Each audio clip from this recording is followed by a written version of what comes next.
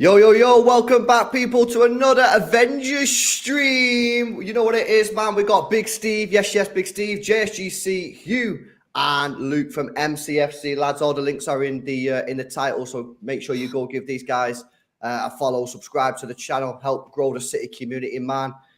Things are going better. Things are going okay at the moment. 6 games unbeaten now, guys. I mean, everyone's nodding their head. We're in much more of a positive mindset. Big game tomorrow. We're going to get into it. We're going to start off talking about the game midweek, though, that FA Cup. We're now into a quarter-final in a competition now. You look at the oppositions. You know, you got looking at sort of Brighton, United as the main sort of problem teams, but there's no Liverpools. Arsenal are out of it as well. Our City favourites for this. We're going to start by talking about the FA Cup. But before we do, of course, make sure you smash the thumbs up button on the stream. Make sure you get those likes up, man. We're 5 likes away from 100 likes. Make sure you subscribe to the channel. And, of course, go and subscribe to all the guys that are on the panel tonight. Links are in the description. All you have to do is click the link, subscribe, you're done. Buzzing, right. I'm going to start off with Steve. Steve, welcome back, bro. How you doing, man? Yeah, I'm good. Good, bit tired. 6 away games in 24 days, whatever it was, has took its toll. But just got there's an home game tomorrow. It's a heavy driller. Freddie actually tweeted the amount of miles that the team has done, and some City fans have obviously done by going to all the games. I can't remember, but it was thousands and thousands of miles, man. So all these Blues that are going to all these away games, man, maximum respect. It's not easy on the pocket. It's not easy mentally. It's tired. But, you know, we follow you everywhere. You know, there we go. Don't worry. Fucking, you know the score, bro. I was waiting for the whole panel to go, and only Hugh dropped in, man. I'll try that again, maybe a little bit. I got you, bro. I got you. You know what? I said on my stream, I've been going for a piss at 2 a.m, whistling it. Yeah, it's catchy, man. It's a catchy tune. Like, that song is just fucking in your head, isn't it? I was like, yeah, I can't get out of my head. It's a big tune. Jace, welcome back, bro. How you doing, man? Good, thank you, mate. You? Yeah, I'm all good. Hugh Murray, thank you for the awoobre. I appreciate that, man. I was almost left there. You know I got you, man. I wouldn't leave you hanging like that. How you doing, bro? You good? Yeah, man, I'm good. I'm looking forward to tomorrow. Sick note, how you doing, bro? I'm good, cheers, mate. Yeah, just a little bit of a cough, mate. I'm good there, yeah. Good to hear everyone's doing well, man. Right, let's start off with Steve. Bristol City in midweek got the win. We're into the quarterfinals now, the FA Cup, and as I said at the start of the stream, you know, the teams that are left in this, obviously still some difficult teams. I'm looking at sort of Brighton and United, really, of course, as the 2 sort of standout teams. But City, in my view, should really be going on to win this game. Obviously, we've got a tricky game against Burnley. Don't get me wrong. Obviously, we all know how Vincent Kompany's doing at Burnley. Neil Warnock obviously knows that championship very well. He said Burnley are the best side he's seen in the championship for 25 years. Not going to be easy. But how are you feeling about this? Surely City favourites to go and win this trophy now. Yeah, but you know, it's the FA Cup, innit? We've been down that road before. You know, that game the other night was a potential banana skin. They had a bit of form going into it. It was a cold, freezing night. They had the crowd behind them. You know, City did well to go there and get the result. And you know, Burnley game's going to be emotional. Obviously, Vinny coming back. You know, the captain. I think a lot of people would admit that everything about Manchester City now is Vincent Kompany. I actually messaged his wife in the day and said, I can see us getting Burnley tonight in the draw. And she said, no way. Don't do that to me. And then when the draw come through, she messaged me and she was like, wow, can't believe it. So going to be emotions running high on both sides. But yeah, I mean, the FA Cup, listen, you only have to look at the Wigan final to realise that doesn't always go to plan. Do you know what I mean? I think Uwe Rosler came to us one year managing Wigan and beat us, I think. So, listen, we take every day as it comes. We're in the league title running now. We're in the Champions League, tough game against Leipzig, and then we've got to go and play a Vincent Kompany supercharged Burnley team. So it's not going to be easy, but you know, hopefully we're finding our feet at the right time. Jace? Very happy, firstly, with the Bristol City match. I thought it was a very professional job done by City, which was really good to see. In terms of the Burnley game, excited for that. I'm excited to see Vincent Kompany returning back to the Etihad. And when I saw the draw come out the other night, I actually had a really big smile on my face. I was so excited to the thought of Vincent Kompany returning back to the Etihad. Is a mouth-watering prospect. And actually, I think we're going to be in for. It'll be a difficult game. I think it's just going to be a very entertaining game. I've had a chance to watch Burnley a couple of times this season, actually. They play some really good football, nice free-flowing, attacking football. So it won't be an easy game for us. We need to make sure we show the quality on the pitch and make sure that at the end of the day is what will help guide us through to hopefully winning the FA Cup. But as Steve was just saying there, it's City in the FA Cup. We just seem to come unstuck at certain points in the competition for whatever reason. So I'm hoping that we'll put that behind us. It's a great opportunity to win a domestic cup. So hopefully we can go on there to win the FA Cup. But I just feel like City right now, they're in the mindset of you just take each game as it comes. And it's Newcastle coming up on Saturday. That's where the focus will be. They won't even be thinking about who we've got next until we face Newcastle. You just keep taking things a game at a time and we'll see where we end up. And I think that's probably the best way for us to approach each game is just to take it a game at a time without looking too far ahead, because the only thing that we've been missing so far this season has been a bit of run of form. I don't think we've managed to string together 4 wins in a row. That's correct. That's what we really need to be focusing on to try and make that happen. But I'm happy with that cup draw. I'm excited to see Vinny coming back to the Etihad. I'm sure he'll get a wonderful reception. And actually, I think it'll be a pretty emotional game for Kompany and for the Manchester City faithful as well. Yeah, no, I agree. Hugh, what did you make of the game on Tuesday, pal? Yeah, we spoke about it in the player ratings. We were pretty happy with the overall performances. You know, Nathan Ake, like we said, he's looking better going forward. He has improved, hasn't he?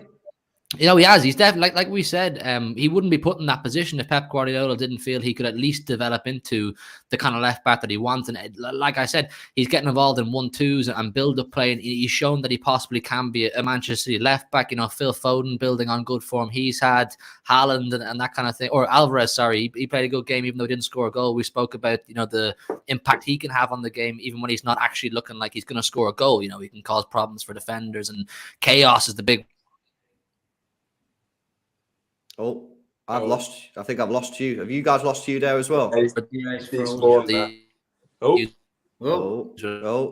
Yeah. Robot Hugh's back. Robo Hugh, man. Burnley. No, I'm reviewing now because the guys just fucking dotted out there. I don't know what's happened to me. Hugh, man, I don't know if you can hear us, but you're fully bottled out. So maybe his best Haaland impression there. I know. Yeah, I know. He's doing well. To be fair, he does have the Haaland thing behind him. So maybe that's the reason why. Yeah, I'll get him back in there. Hugh. Yeah, great win. Bring on the next round.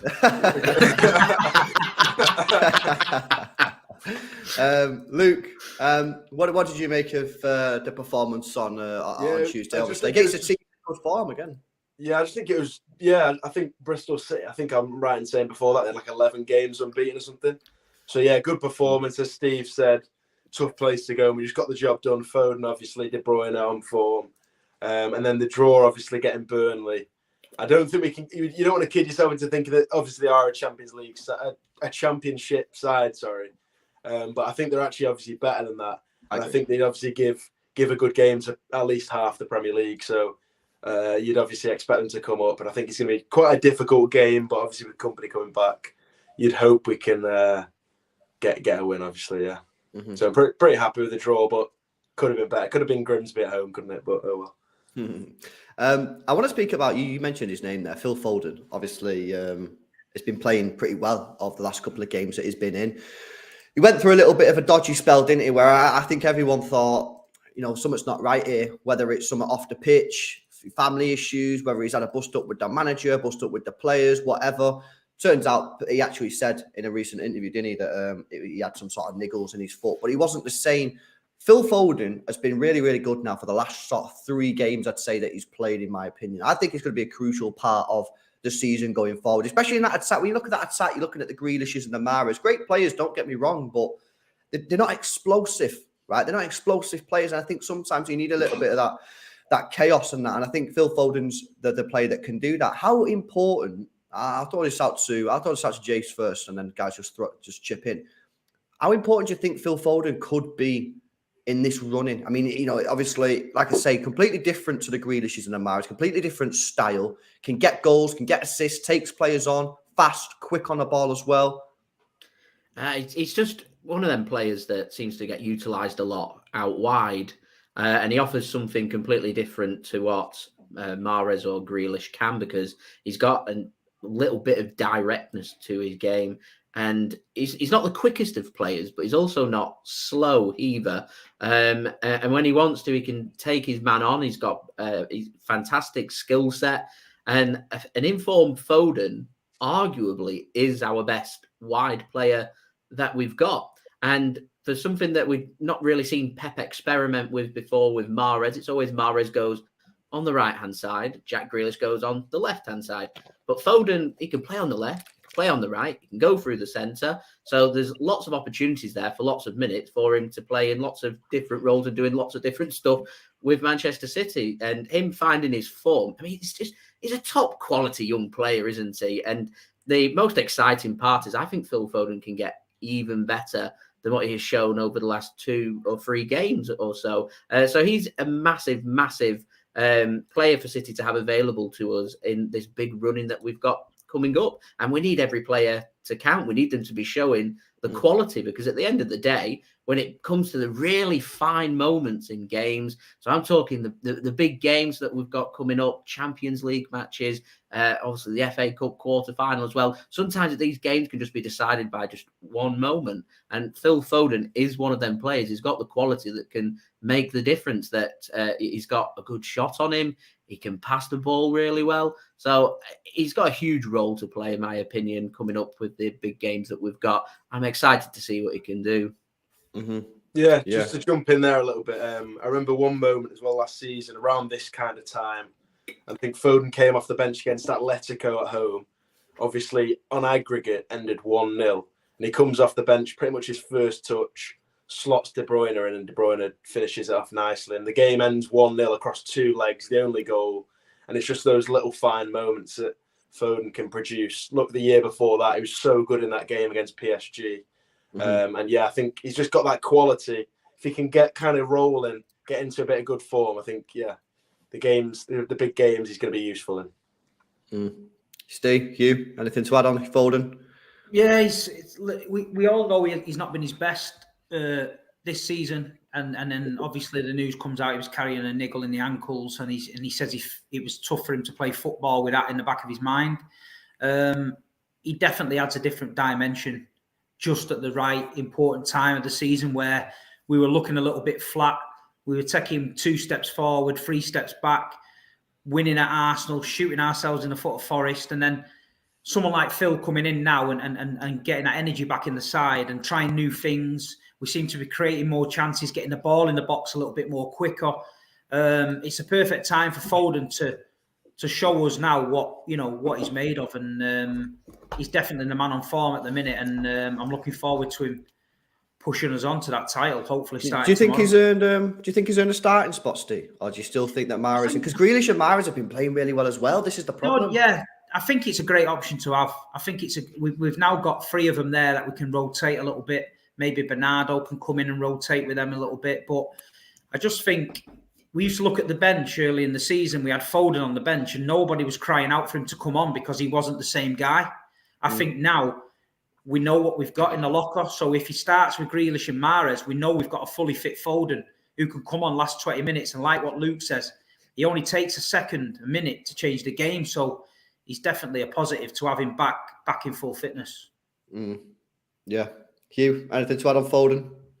I think the lad summed it up perfectly, and it's only now we're realizing how important a fully fit and fresh Phil Foden is to the squad. Like, you know, this, like the lads have said, the energy he brings. Like, I had a debate last night on the Big Six. People said, who would you take? Would you take Saka over Foden, or, you know, if you had to pick one of them now, who would you take? And everyone's like, oh, Saka hands down, because he carried this Arsenal team. And, you know, if City don't have Foden, it's no big deal. When we've actually learned, even in the last few weeks, that without Phil Foden, it is a big deal, because when we're looking lethargic, we're looking like we're lacking creativity. Phil Foden is a player, like I said, when he's fully fit and sharp, can come on and do something different. He has that killer pass that other players don't have. He has that ability to come up with a goal, at random moments when you really need one to change the momentum of the game. So I think that conversation was null and voided for me. I thought it was a silly conversation, but yeah, Phil Foden's looking great, and hopefully he can continue to build on that, because if he can play the way he has the last few weeks, he's going to have a massive say in how this title race goes.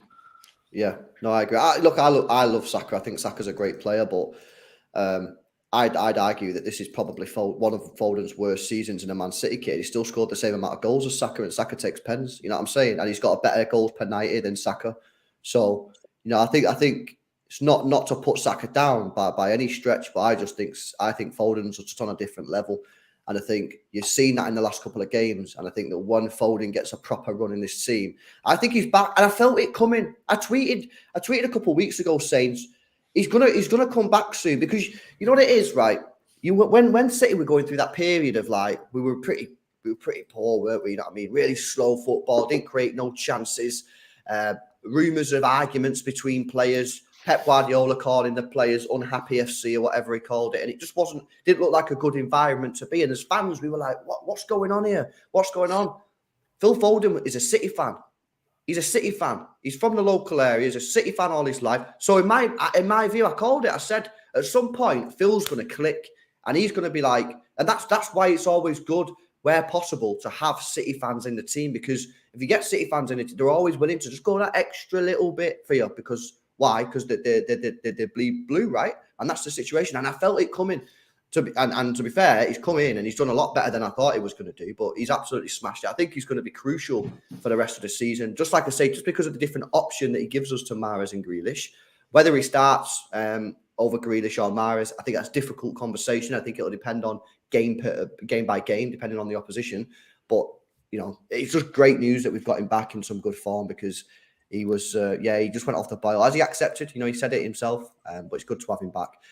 Another player, and just before I come to the super chats, I want to talk about one more player before we go to the super chats, is Ruben Diaz. I mean, I think we spoke about him a couple of times on these streams, but in my opinion, right, I think now that the performances that he's putting in, I think are on level with his first season at Manchester City. The second season, you know what I mean? I don't think he was quite as good as that first season, but the performances that he's been putting in since he's come back from this injury, I think are just absolutely rock solid. I want to show you some stats here, if I can bring them up on the screen here.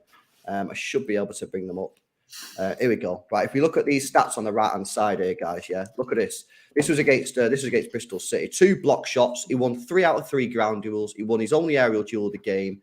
His long ball success rate was very good, 5 out of 9. He also got a dribble attempt, very successful. But all the defending he had to do was absolutely perfect. He did everything right. I think he's back to his best.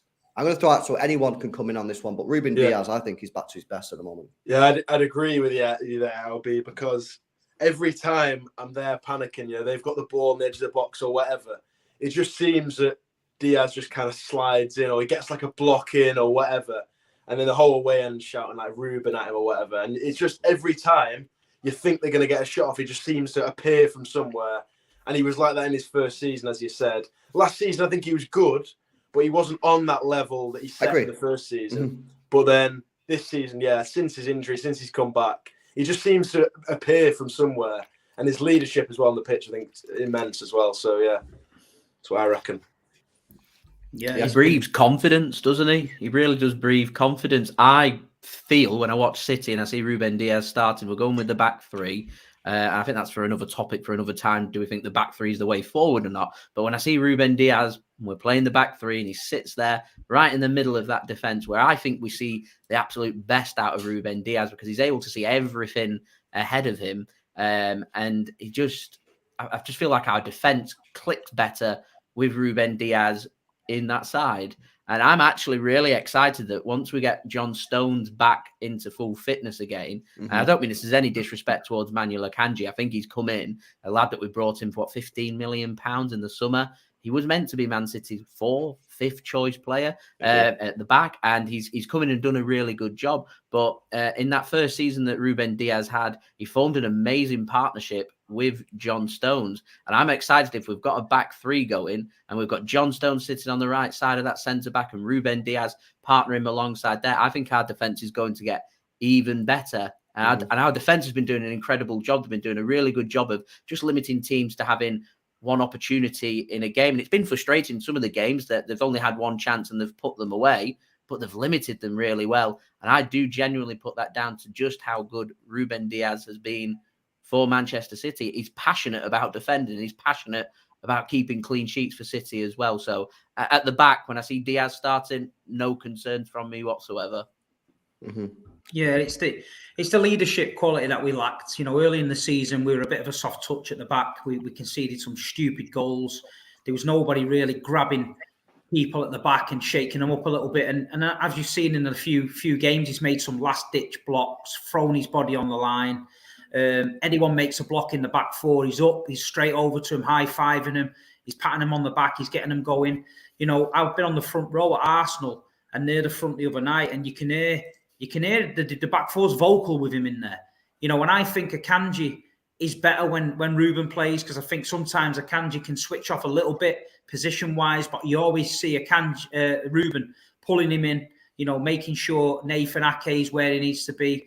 And listen, you know, that first season he came in at Manchester City, he was unbelievable. He made World Team of the Year and all that stuff. Yeah, he had a drop off the second season, but after the World Cup, after his injury, he's looking, you know, he's looking well. And look, we've got two class players we spoke about tonight. Phil Foden, Ruben Diaz coming back into the team just at the right time. Coming back in the team at the business end of the season when the games are coming thick and fast, when we need to knuckle down and win this league. And, you know, we've got everybody there now ready and available. There's no excuses. We just got to do what Manchester City do best and get over the line. Yeah, no, I agree. Hugh, I remember speaking to you on a show that we've done maybe a couple of weeks ago, and I remember you saying that you think that maybe Pep Guardiola giving that little bit of extra rest for Ruben Diaz, because if you guys remember, Ruben Diaz was actually fit for quite a while after his injury, and Pep Guardiola held him back for maybe 2 to 3 weeks, really got him into the game slowly. I remember you saying that maybe that could be actually quite, because at the time it was dying for him to be in. I remember everyone was like, why is Ruben Diaz not playing? Why is Ruben Diaz not playing? I remember you saying that this might actually be a blessing in disguise and it could be good. Do you think that has helped, that little extra bit of rest? Yeah, listen, I think it's the nature of the way Ruben Diaz plays, really combative, high energy. You know, he's controlling everybody. He's trying to keep everybody up to the level that he demands. And he did that for a long time in that first season. And he kind of dropped off a little bit, probably to a bit of fatigue in that second season. And then he's playing nonstop football all the way through. And then, you know, he got that break. And I think that break was probably the best thing for him to refresh him. And you're right. Everybody was saying, why isn't he playing? We know he's available. We need Ruben Diaz. And I'm saying, hang on, in the long grass here, in the long run, this could probably work in our favor. Pep's probably thinking, let's not rush him back. It's not quite the business end of the season yet. Let's get a fully fit and refresh Ruben Diaz ready and loaded for this business end of the season and this running. And we're reaping the rewards of that now because he has to play every single game. Like, you see it. Like, we've seen it when you go to the games or you watch them on telly. The contrast in having Diaz on the pitch versus off the pitch is massive. Everybody plays better when Ruben Dias is on the pitch because everybody's comfortable. Everybody trusts the guy at the back. You know, your creators, your De Bruynes, your Bernardos, Fodens even. They're like, right, I'm going to express myself more and take more risks because if I mess up, the guy at the back is more than likely going to save my arse here. So it's only helping everybody having a fully fit and fresh Ruben Dias. Mm-hmm. Yeah, no, I agree. And obviously, I think Luke, Steve, you both went to the Bristol game. Not sure about Hugh, Jason. I wasn't there, to be fair. Oh, was you not? You've called me out there, mate. Okay, what? We're a TV merchant. Come on, lad. Yeah, I did the 4 before though, so you got. Yeah, he's trying to get his excuses in now. But I don't know if you've seen. I don't know if you would have seen it, Steve, but. You're seeing actually when they did the huddle before the game, even though Kevin De Bruyne was the captain, it was Ruben Dias who was the one in the huddle telling everyone what to do, getting everyone gassed for the game. Kevin De Bruyne was the captain, but in that huddle, in that moment, and this comes back to what you said, Steve, about Ruben Dias being a leader. And I know we spoke about this in terms of captaincy going forward next season. He was the leader in the huddle before the game. He puts his body on the line for the shots. And again, you know, him, as you said, him and Foden coming back to fitness now in this crucial period of the season, as we all know. It's going to be crucial, isn't it? Yeah, I think Ruben's destined to be captain. I agree. I think Gundogan next season probably won't be here. He might get an extension. If he does, he'll be a bit part player. But I think Ruben needs to be captain. He needs to be. You know, we know that. I was surprised when he never got the nod, to be honest. And all the players picked it. I think he's 3rd choice or 4th choice or something if it goes down that way. But no, he's come in this season now, and he looks to be on fire, and he's enjoying his football. But I know people at the club that told me that from the day one when he walked in the place, he demanded a certain level of respect and a certain level of standards. And since Vincent Kompany left, I think a lot of City fans were worried that the standards would drop. You know, we've seen big changing rooms in other teams go downhill when the senior players leave. We were lucky we had Fernandinho last season, keeping standards high. And this season, you know, as soon as things started to go a bit wrong, a lot of City fans were looking for problems. And one of them was, we haven't got a leader. Fernandinho, we miss him in the dressing room, blah, blah, blah, you know what I mean? But at the end of the day, Ruben is our leader. You know, he leads by example. And I think captain material, definitely.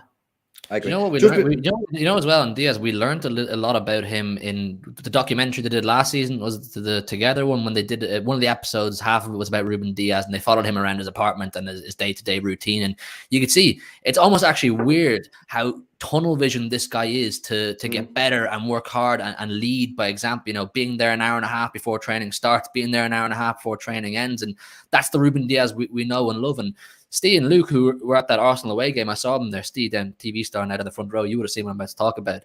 If you remember at the end of that game when the players came over to say thanks to the fans, whatever, Ruben Diaz standing there topless. He's fucking hench, by the way. You could see in his face. You could see in his face the passion and the fire in his eyes. That's when I was like, right, Diaz is back. Ruben Diaz is back, because we'd seen a little bit of him a week or two before that. I think it was the Villa game maybe, and the team looks a lot better. But that game when he came over with the team and Pep's clapping everyone, he's standing there chest out. I was like, yeah, this guy's back. He's huge for us now. Dude, that was just him looking at Big Steve as well. That was yeah, he was calling himself up to Big Steve.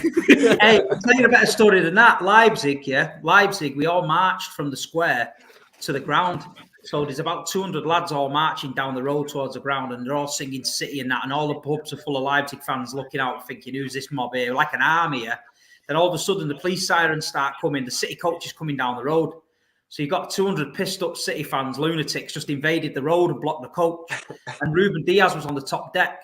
And I swear to God, hundreds of City fans was in front of the coach, and they're all going, come on, Ruben, fucking come on, and all that. He did not flinch. He's just like this. Just looking at us all, not even like, nice one, lads, fuck off out the way, lads. He was just tunnel vision, ready to get to the stadium and that. And yeah, man, Ruben's the man. And like you say, he keeps playing how he's playing.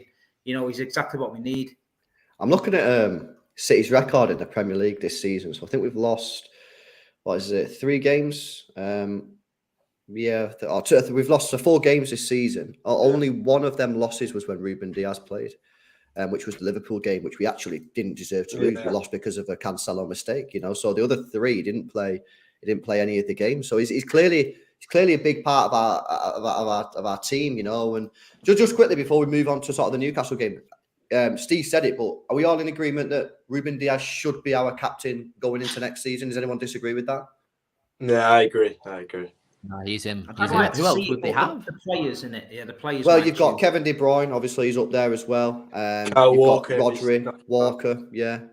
I think the biggest problem you got with the likes of De Bruyne and Walker is they're both now into their 30s, aren't they? And I think we're getting to a point now where we've not had a captain that's going to be at the club for longer than a couple of seasons since we've had. Is it since Vinny was captain? Yeah.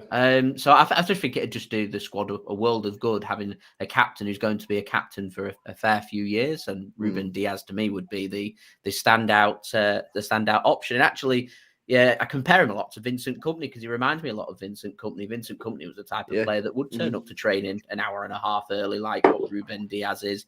He's the type of player that would sit there and listen and learn and get better and just strive to be even better the next day than what he was the previous day. And that's the exact same attitude that Ruben Diaz has got. And Vincent Kompany, when he was our captain, with the same attitude, was outstanding. So to me, it's got to be Ruben Diaz as our next captain. I agree. And you mentioned his age as well. The fact that this guy's only 25 years old. Oh, I mean, it's crazy as to like what levels is this guy going to put in? Like how good can this guy become? I genuinely think that in a couple of years' time, if he can keep on putting these consistent performances in, especially if he's captain, I think he could go down as potentially one of the best centre backs that have ever played in the Premier League. Obviously, if he does it consistently, he plays at this high level, and obviously if we go on and win the Champions League, that will help. But I genuinely think that Ruben Diaz, man, mega big positive that he's back in the team. And I think Steve said it before, he brings everyone up around him. Ake, Laporte, Stones, Akanji. These guys all get better if Ruben Diaz is in the team. So for me, get him into the team. I want to move on to Newcastle now, but before we do, I want to go through some of these super chats. First of all, big up to Con Robbo for becoming an Xtra Club member. Mancunian way, yes, Martin. In fact, Martin should have come on the show at some point as well. So big up to Martin. He says, great panel, all true blues. Big up all the lads. Yes, Martin. Go check out the Mancunian way. He's then sent another super chat. She says, on Kompany as future manager, I want him later. Not after Pep. Needs to do more to earn the City job, but definitely one day bring him home, says Martin. T-Man, yes, says big up the panel. There we go with the donation. Tom, yes, says I've heard City fans shouting Cockneys in the stadium. What does that mean? Just means Londoner, innit? I mean Southerner. I mean that's all it means, bro. Kieran says, no coincidence that City's dip in form coincided with Phil Foden's dip. Watching him against Bristol was wonderful. Could be our key player in the running. I agree with that, Kieran, 100%. And Dave Sull with a super chat says, I think once Diaz has that moment, that is a massive moment in the season, like Kompany against United, Leicester, I think that will cement his captaincy. So maybe Dave saying he needs some sort of big moment. Okay. Footy with a 12-month member chat says, Braze, I need to know, should we full send the Champions League and sacrifice the FA Cup and Premier League for that sweet, succulent, tasty, creamy Champions League? I don't think we need to do that right now. I think we should fight on all fronts. Everyone agree with that? I don't even think that's how it works anyway. Like, I just don't think you can really, like, obviously you could kind of rest players, etc. But then you don't have that rhythm heading into the end of the season. And you've got to have form going into those like big games like Champions League finals, etc. I don't think you can kind of just go for that, if that makes sense. Mm-hmm. Yeah, no, I agree. Andy Loves Bacon with the 28 months says, do you all agree with Pep about Vincent Kompany coming back one day, fearing a Lampard Chelsea repeat? Look, mate, I've been on this for a long time. I want Vincent Kompany as my next Manchester City manager, providing he does well with Burnley next season in the Premier League. I'm full sending it. I'm ready for it. I'm ready to get on a romance train. You know what I mean? I want Vincent Kompany not to just be a legend. I want him to be like an extended legend where he comes in, smashes it as a manager as well. I'm ready for it. And if it goes, because people keep saying to me, right, this is what people say. Yeah, but LB, what about if he does shit? If he does shit, it's not going to change my opinion of the man. It's not going to change my opinion of his legacy at Manchester City. I'm not going to turn around suddenly and go, he's a shit player. He'll still have a statue outside the stadium. If he does shit, he does shit, whatever, you know. He's not coming into it. He understands. What happens if Burnley beat us 4-0? What are we doing with that statue? We're taking it down and throwing it in the canal. I think we could use that ball then and make it into someone else, maybe. I think with Kompany, I think look, it's a great story, isn't it, that the captain leaves. He goes away, does his thing, comes back as the manager. Man City after Pep Guardiola, we continue winning trophies, and Vincent Kompany's a leader. If you could write a fairy tale Manchester City story, that would be it. But I think Vincent Kompany himself, as a man, wouldn't take the Manchester City job if he didn't think he was ready for it. He wouldn't want to tarnish what he's created at the club and take it on a knee-jerk reaction. And I know that for a fact that he wouldn't do that. I know that for a fact. And his family are all Blues, and everything about him is blue. And I think if he can get 2 or 3 more seasons in the Premier League with Burnley and maybe move to somebody else, and we've still got Pep, then and the timing's right, I think, you know, the stars could align and it could come together, and he might be our next manager. But at the minute, you know, he's very inexperienced. He's doing a good job at Burnley, and we've got Pep Guardiola. So, you know, I think we're happy and he's happy, and we'll see what happens when we play him in the FA Cup. Yeah, no, fair dues. Footy also says Kompany carrying us to a Champions League. It's the stuff of dreams. That's it, bro. You got to think about the dreams, man. It's about the romance of the game. You know what I'm saying? Right, let's turn our attention now to Newcastle. Lord, not an easy game this. And of course, Arsenal have a home tie against Bournemouth at 3 p.m, which you'd fully expect them to get the 3 points there. It's not going to be easy. Hugh, I'll come to you on this one, mate. Newcastle, what are you thinking? Tough game based on our experiences with Newcastle this season. Is he gone? Listen, yeah. I'll carry on. I think we all know Newcastle's going to be a tough game, and they gave it to us, didn't they, in St. James's Park that day? They didn't set up with that low block that most teams do. They said, you know, toe-to-toe, whoever can hit the hardest will come out on top. But they've been struggling recently, haven't they, to score goals? I know defensively they're solid enough, but they're not scoring the goals, and they're trying to bounce back from that Mickey Mouse competition. Major trophy now. Final loss to Man United last week. So can they do that? They're still missing Nick Pope, I think, for another game. I think Bruno Guimaraes has got another knock in that game as well. So I don't know how that's set up, but for us, it's about just building momentum. We've got 2 more games now until the international break, Newcastle and Palace.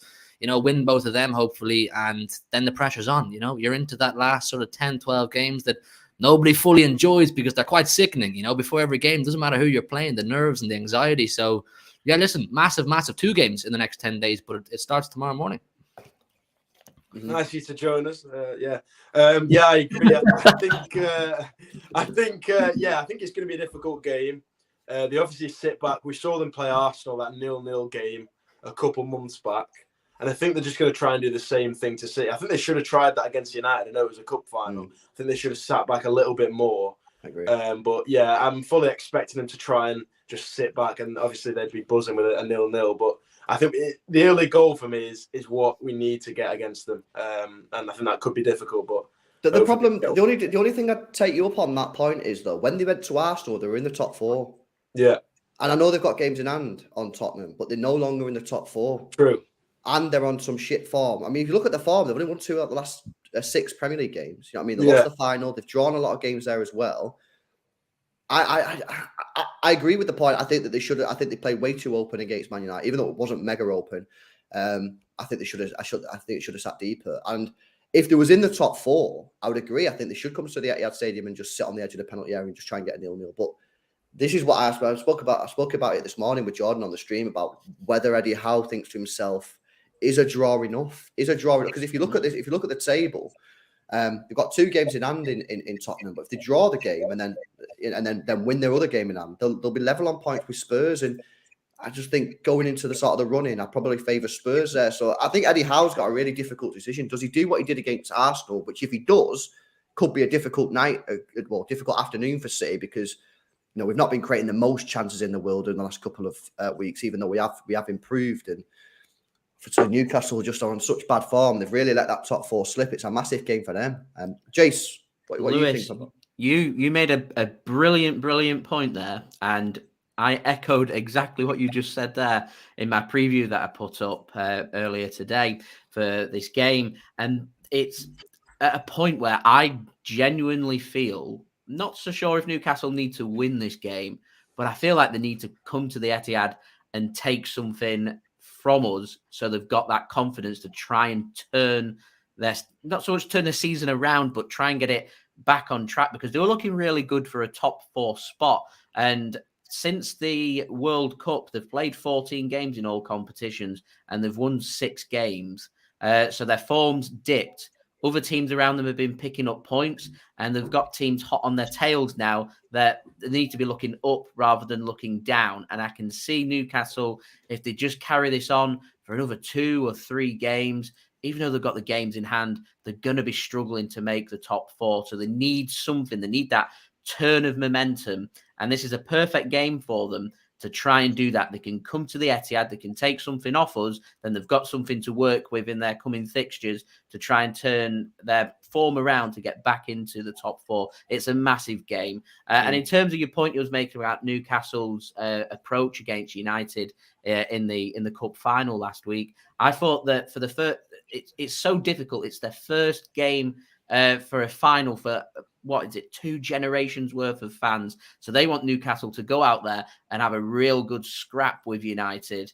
And because they've done that, it's left them wide open. That Wembley pitch is big. You struggle to create opportunities. We play there regularly every season, and we know we're not going to be creating that many opportunities because the pitch is so big. Sometimes you've just got to be patient, and Newcastle, I felt last week, were trying to force that issue against United, and they couldn't do it, and they got punished for it. And that's their lesson that they have to learn. They're coming into the Etihad here this week. They're going to have to be patient. They're going to have to sit deep. They're going to have to allow Man City nothing. And when they do that, they're going to have to be clinical in front of goal against us. So for City, I've spoke about it in my preview. City could overthink this. We could go with the extra defender. We could go with the extra midfielder because we've got difficult threats for Newcastle's attack to deal with. I don't know if they're going to start Wilson or Isaac up top. They could go with either. They've got good other players that have just started to dip a little bit in form. Almiron, Saint-Maximin. They've not been as good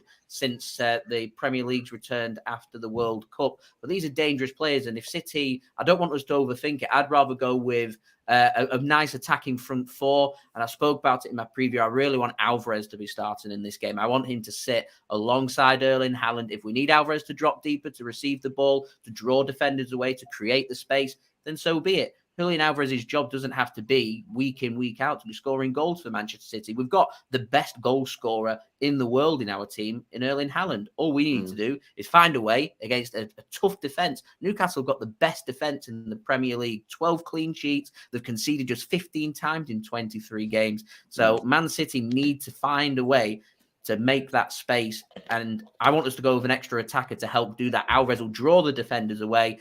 And as long as we're direct enough, which is why I'd be starting Foden in this game as well, feed the ball into players like Foden, like Erling Haaland. You give them that opportunity. And if Newcastle give us half a yard, we need to be clinical in front of goal. I think this game gets decided on who is clinical in front of goal. I think Newcastle will create 1 or 2 chances, and I think City will be restricted pretty well from how good Newcastle's defence can be to 1 or 2 chances. So when the opportunity arises, we need to put our chances away. I do feel like an early goal will do us the world of good, because I can see if Newcastle sit really deep and frustrate us, that gets into the second half. I can see fans getting very anxious about this game. This, to me, one of the most difficult games we've got left of the season.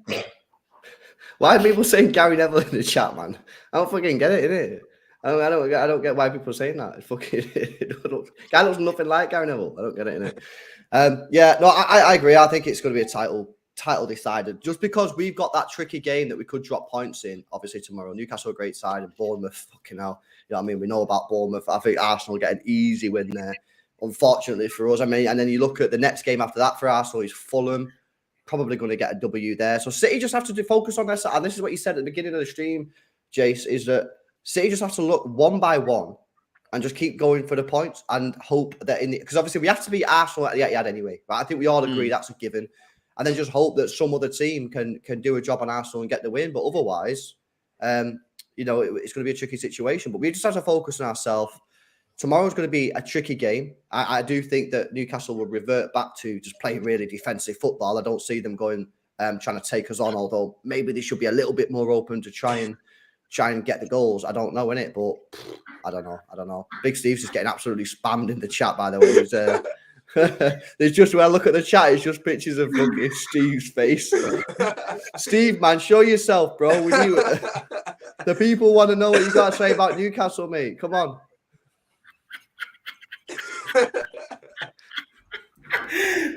chat's killing me, man. It's killing me. Oh, my God. Oh, it's killed me. Fucking dead. Right, Come on, back. bro. Talk to me, Newcastle. No, Newcastle. To be honest, we just don't want to. God, we can. He's lost it. I thought he was meant to be a professional. He's meant to be a professional, man. Oh no, we listen. The last thing we need is Newcastle getting an early goal against us, and then not sitting back and defending like mad.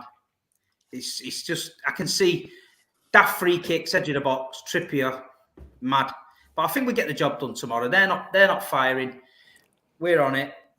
Yeah, we get the job done tomorrow. 2-0. Happy days. Happy days.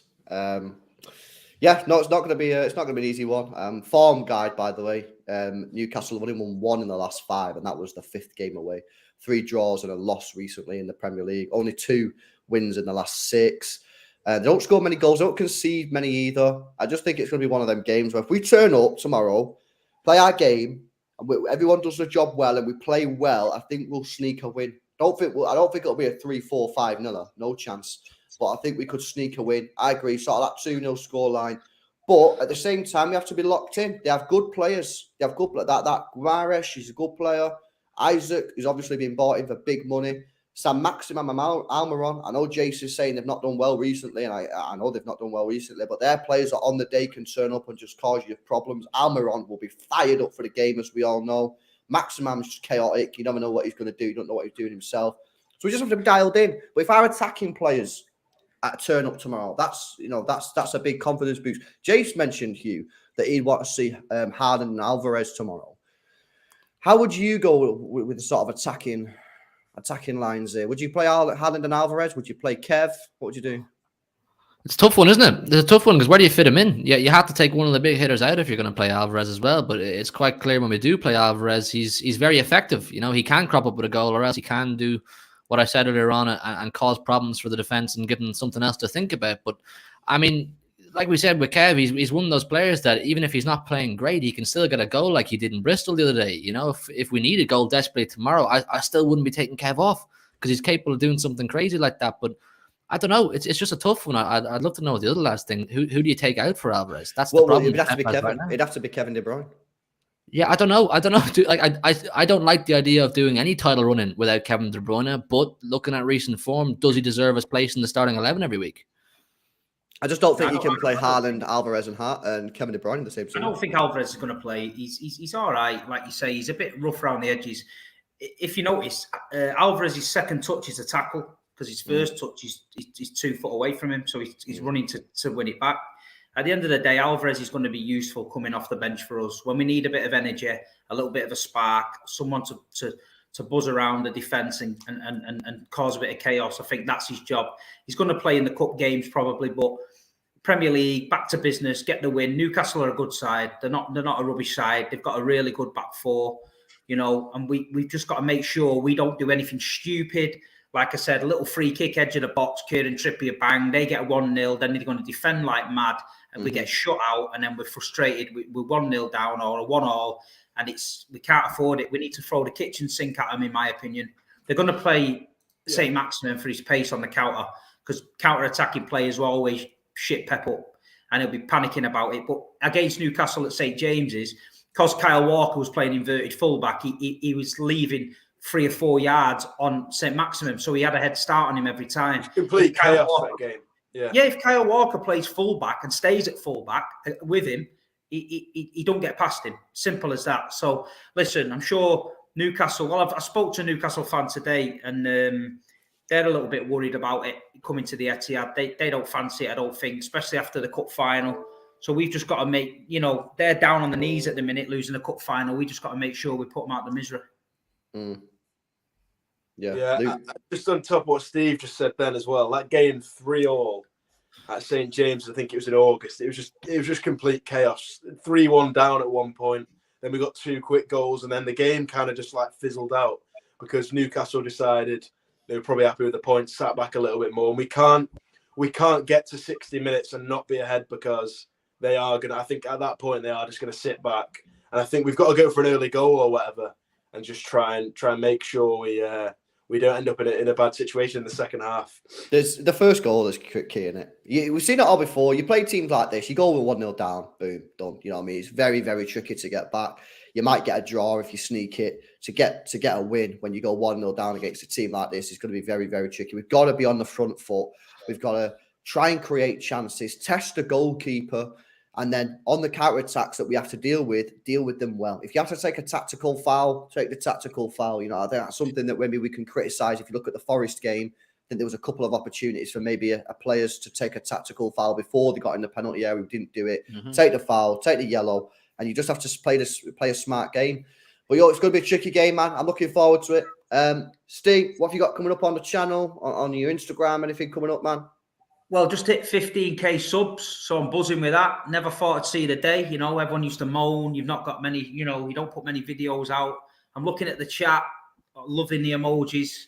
If you don't subscribe to my channel, where have you been? I've just got a preview that's gone out for the Newcastle game. And then I'm probably going to do a preview next week with John Solarco for the Palace game. And then, that's about it. At Big Steve, MCFC, get over there. Cool. Jace? I'm chilling this weekend. I'm got a weekend away, so little romance. Go on, lad. Yeah, I got a little weekend break, so we'll be back on the business from Monday, hoping. But yeah, go and check out my channel. It's in the description, I presume. It's in go and check it out. I'm covering all things City. You can go and check out my preview where I've gone into a little bit more detail about what I was speaking about before with what I'd like City to do. And we'll pick up the reins again on Monday. Cool. Hugh? Yep, all the usual content, transfers, previews, reviews, live streams with guests and that. I'm about 200, I think, off 6K now, so I'm moving towards that nicely. So any help on that road would be fantastic. Thanks. There we go. And sick note? Yeah, channel flatlined a little bit recently because the YouTube, kicked me off the partner thing and all that stuff. But I'm hopefully back on it soon. I'm going to get a few more shorts and stuff out. Got the vlogs as well. Getting to the end of the season, so yeah, should be good. Cool. There you go, guys. As I said before, all the links are in the title. Do us a favor, man. Go smash a subscribe on each one of them. It only takes you a couple of seconds to do it for each one, man. It just helps the City community grow. There you go. Me and Jordan will be back later on for our preview. We'll go through our starting 11, score predictions, and all that kind of stuff. We've got another super chat just quickly coming here. Let me just get this up. Big up to everyone that super chatted today, by the way. Tinsay says 3-2-3-2. 3 centre backs, 1 CDM, Gundo, Rico, Grealish, KDB, Foden, Alvarez, second striker, Harden, striker. There you go, little tactical there from Tinsay. Will it work? Well, I mean, we'll discuss starting 11s on that in the stream coming up a little bit later on. Hopefully, you guys have enjoyed this stream. If you have, make sure you drop a like on it. Subscribe to the channel as well if you're new. And guys, we'll see you in the next one. See you later.